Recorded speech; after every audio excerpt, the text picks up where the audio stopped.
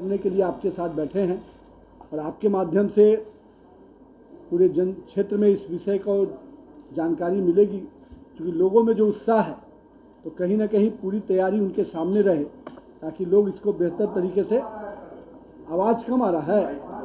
मैंने कहा है कि रोड शो नहीं, विकास का हुंकार है, सुशासन की जय जयकार है। और कहीं ना कहीं माननीय प्रधानमंत्री जी के आगमन से जो पूरे बिहार में पहली बार देश के प्रधानमंत्री और माननीय प्रधानमंत्री नरेंद्र मोदी जी बिहार में किसी प्रकार का रोड शो हो रहा होगा, और इस रोड शो को ऐतिहासिक बनाने के लिए भारतीय जनता पार्टी अपनी पूरी टीम के साथ इस पूरे कार्यक्रम में लगी है। लेकिन मुझे आपको एक चीज़ बताते हुए हर्ष है कि जितना तैयारी भारतीय जनता पार्टी कर रही है उससे दुगुना तैयारी पटना के लोग और पटना के अगल बगल के अन्य संस्थानों के लोग कर रहे हैं। लगातार लोगों का संपर्क हो रहा है, लगातार लोग फ़ोन कर रहे हैं कि मुझे भी माननीय प्रधानमंत्री जी का स्वागत करना है, मुझे भी वो अवसर मिलना चाहिए कि मैं भी कहीं से किसी चौक चौराहे पे खड़े होकर माननीय प्रधानमंत्री जी का स्वागत करूं। तो जितना शुरुआत में हम लोग आशावान थे कि भाई हमारे संगठन और बिहार और पटना के लोग करेंगे, लेकिन हम लोग को ये तैयारी के दौरान अंदाज़ा मिला कि बड़े पैमाने पर लोगों की इच्छा है कि अपने उस प्रधान सेवक को अपने बीच पाकर उनका खुद स्वागत करने की इच्छा पटना वासियों ने जागृत की है। हम लोग सबसे पहले ये जानकारी आपको देंगे कि 12 तारीख को जो यात्रा प्रारंभ होगी रोड शो की, वो श्री राम चौक डाकबंगला चौराहे से शुरू होगी और यहाँ से प्रारंभ होके ये एसपी वर्मा रोड से फिर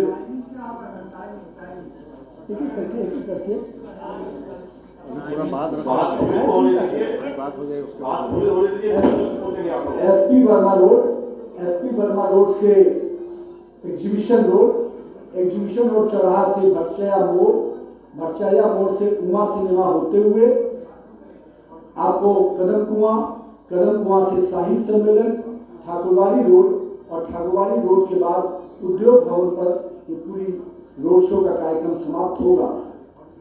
इस पूरे जो रोड शो का कार्यक्रम है सभी लोग 4:30 बजे तक अपने अपने स्थानों पर पहुंच जाएंगे।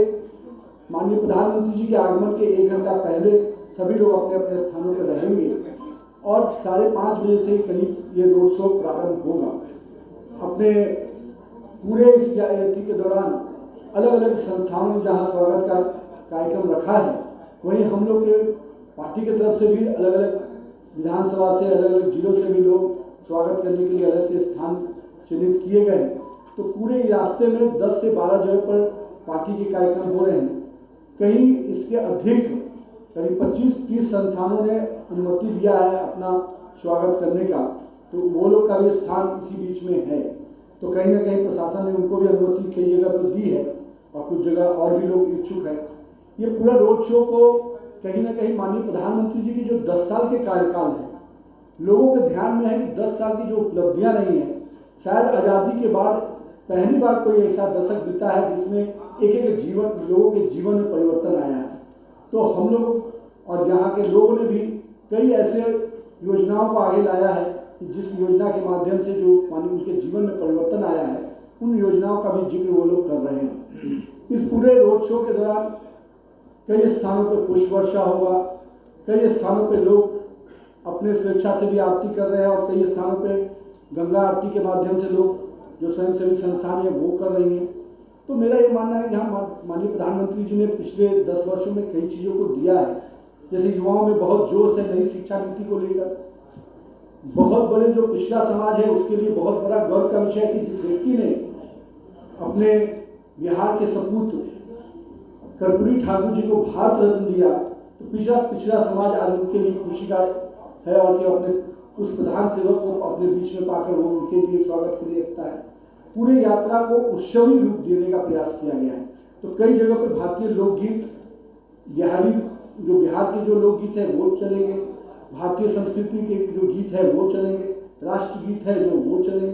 पर इस प्रकार से पूरा वातावरण उत्सवी हो, इसका भी प्रयास किया गया है। और हर स्थानों पे जो सामाजिक संस्थाएं वो अपने तरीके से अलग से स्वागत कर रही हैं। तो हम लोग का जो ये पूरा प्रयास है कि एक उत्सवी वातावरण बने और साथ में माननीय प्रधानमंत्री जी का जो पहला इस प्रकार का रोड शो है, तो पटना के लिए ये शो मोदी शो के रूप में कैसे हो, इसका भी प्रयास हम लोगों ने किया है। और जिस प्रकार से लोगों का अपार समर्थन, सहयोग और लोगों का विश्वास माननीय प्रधानमंत्री के प्रति है, वो खुद ब खुद आगे निकल के आ रहा है। और हम लोग का पूरा उम्मीद है कि पटना का ये रोड शो जो मोदी शो के रूप में दिखेगा, और मुझे लगता है कि ऐतिहासिक रोड शो हम लोग करने में सफल होंगे। तो आप मीडिया बंधुओं से भी आग्रह है कि आप भी इसमें शिरकत करें। और इसके बाद विशेष जानकारी थोड़ा हमारे बड़े भाई संजीव चौरसिया जी इस विषय पर बताएंगे। निश्चित तौर पर माननीय मंत्री जी ने सब बातों को रखा है, तो तीन विषय केवल साथ में इस तरह से विकास का विश्वास और पटना का समावेश, सभी वर्ग के सभी लोग और विभिन्न प्रकार के सामाजिक संगठन से लेकर राजनीतिक से लेकर सब लोग का समावेश का पूरा दृश्य उस दिन पटना के विभिन्न स्थानों पर परिलक्षित होगा और दिखाई भी देगा। महत्वपूर्ण ये है कि लगातार अभिवादन के दृष्टिकोण से जहाँ जहाँ जिस प्रकार से हुआ है, चूँकि हम भी प्रत्यक्ष रूप से कानपुर, अयोध्या जी सब रहे देखे भी है, तो पटना पूरी उत्साहित है। वो सभी नौजवान, महिला और सभी प्रकार के जो लाभार्थी अलग अलग श्रेणी से हैं, सबके मन में यही कैसे दर्शन करके और विभिन्न प्रकार से उस अभिवादन को करने का भी काम करेंगे। तो उन स्थानों को चयनित आपके माध्यम से आग्रह भी करते हैं हम लोग मंचस्थ सभी लोग कि उस दिन समय, अवधि, तिथि और अपने अपने स्थानों पर अभिवादन के दृष्टिकोण से सब लोग उपस्थित रहें और इस क्षण को स्वयं अनुभूति के प्रत्यक्ष रूप से दर्शन के लिए वहाँ पर उपस्थित होकर इस कार्यक्रम में सहभागी बने। धन्यवाद। पूरी तरह से शंखनाद के रूप में इस कार्यक्रम को हम लोग ले रहे हैं। और मेरा ये मानना है कि 3 फेज के समाप्ति के बाद अगला जो 4 फेज है, वो कहीं ना कहीं पूरी तरह से बिहार का ये रोड शो, हमेशा जब प्रधानमंत्री जी का कोई भी कार्यक्रम रहा है तो बिहार के लिए ऐतिहासिक रहा है। तो हम लोगों ने भी इस कार्यक्रम में कई अपने साधु संत भी माननीय प्रधानमंत्री जी को राम मंदिर के निर्माण के लिए उनका आभार व्यक्त करना चाहते हैं। तो वो लोगों ने भी इच्छा व्यक्त किया कि मैं भी इस कार्यक्रम में शिरकत करूँगा। तो उनका भी आशीर्वाद माननीय प्रधानमंत्री जी को इस कार्यक्रम के दौरान मिलेगा। तो हम मंत्रोच्चारण के साथ और शंखनाद के साथ अपने साधु संतों का भी आशीर्वाद इस कार्यक्रम में मिलेगा। पैनोरमा ग्रुप, जो सोचता है वो करता है। आपके अपने सपनों का आशियाना। ये लो मुंह मीठा करो, आज मैंने अपना जॉब छोड़ दिया, अब हम पूर्णिया वापस जाएंगे। जॉब छोड़ दिया है? मतलब ये घर कैसे चलेगा? हम करेंगे क्या? और माँ बाबूजी क्या बोलेंगे? इसलिए मैं एक और मिठाई का डब्बा लाया। अपने बिजनेस के लिए लोन अप्रूव हो गया। अरे लोन अप्रूव हो गया वो तो ठीक है, लेकिन पूर्णिया में हम रहेंगे कहाँ? अपना घर भी तो नहीं है वहाँ। इसलिए तो एक और मिठाई का डब्बा अलग से लाया हूँ। हमने पूर्णिया में घर ले लिया है, पूर्णिया के ई होम्स पैनोरमा में। पूर्णिया में पैनोरमा ग्रुप लेकर आए हैं ई होम्स पैनोरमा। बड़ा घर, आलीशान जिंदगी और अत्याधुनिक सुविधाओं के संग। अरे अरे, अब क्यों मुंह मीठा करवा रही हो? क्योंकि हम घर वापसी जो कर रहे हैं। घर वापसी की खुशी पूर्णिया में ई होम्स पैनोरमा के संग। E Homes Panorama, luxurious lifestyle redefined.